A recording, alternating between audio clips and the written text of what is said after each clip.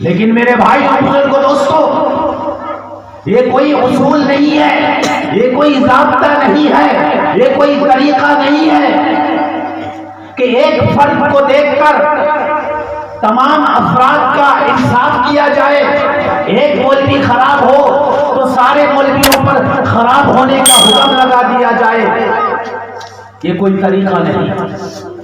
एक मदरसे के अंदर कोई बुराई है तो इससे तरीका नहीं है कि सारे मदरसों की बुराई की जाए, सारे मदरसों को खराब किया कहा जाए मेरे भाई को दोस्तों, और सारे मदरसों का बदनाम किया जाए। ये कोई उसूल और ज़ाब्ता, ये कोई तरीका नहीं है।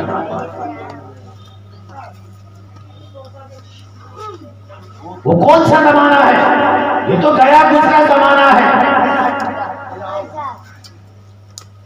ये तो 14 सदी के बाद का जमाना है, जब बुराई इतनी आम हो गई है, हर तरह की बुराई खुले आम हो रही है। इस जमाने में आप जुनैद बगदादी चाहोगे, इस जमाने में आप शिबली नौमानी चाहोगे, इस जमाने में आप ख्वाजा मोइनुद्दीन चिश्ती चाहोगे, अब्दुल कादिर जिलानी चाहोगे, तो कहां मिलेगा? जमाने के हालात, जमाने के तगय्युरात को देखकर उसका इंसाफ करना चाहिए मेरे भाई बुजुर्गों दोस्तों। वो तो बहुत दूर की बात है, जुनैद और शिबली की का दौर तो बहुत पीछे चला गया है।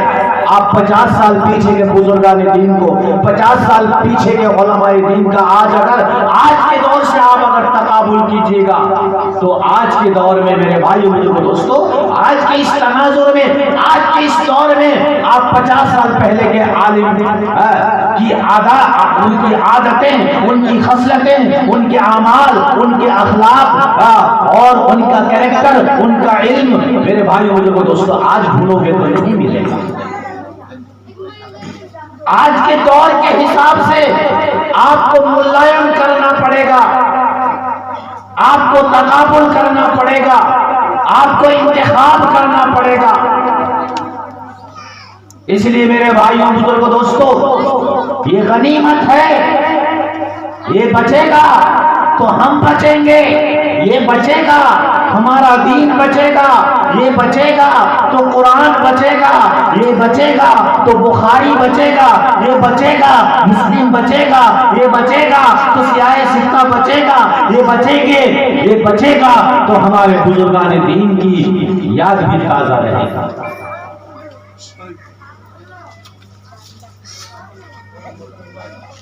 क्यों मुसलमानों, तुम इसे क्यों जरूरी नहीं समझते हो? दीनी तालीम की अहमियत, उसकी जरूरत को समझने की क्यों कोशिश नहीं करते हो? क्यों जहां दीनी तालीम की बात आती है, जहां कुरान की बात आती है, जहां इस्लाम की बात आती है, जहां मदरसे की तालीम की बात आती है, मेरे भाइयों बुजुर्गों दोस्तों, ऐसा क्यों होता है कि हमारा तेवर बदल जाता है, हमारी आंखें ऊपर को चढ़ जाती है और हम गलत सलत तबसरा करने लगते हैं, गलत सलत तासुरात देने लगते हैं। क्यों, क्या हो गया हम?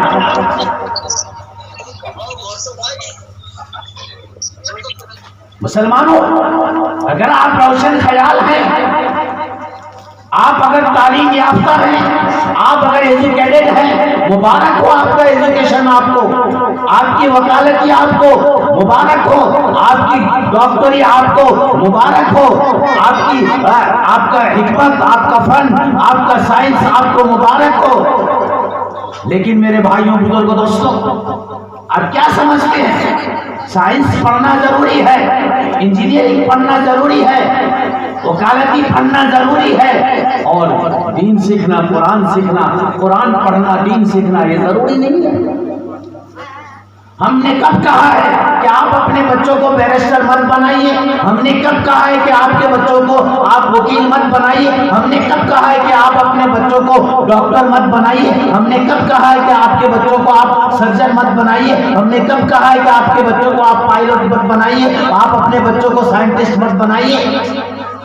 ये तो क्या कोई मौलवी नहीं कहता है, बल्कि अल्हम्दुलिल्लाह आज हिंदुस्तान के जो कुदवतुल उलमा हैं, जो उलमा आज हमारे लिए काबिल एहतराम है, काबिल इक्तिदा है, जो हमारे आज पेशवा बनकर उभरे हैं, ये सारे उलमा की जुबान में, सबकी जुबान में एक ही बात है, मेरे भाइयों बुजुर्गों दोस्तों, मुसलमानों, तुम अपने बच्चों को बिल्कुल इंजीनियर, डॉक्टर, मास्टर, प्रोफेसर आप बनाओ, साइंटिस्ट बनाओ, लेकिन मेरे भाइयों बुजुर्गों दोस्तों,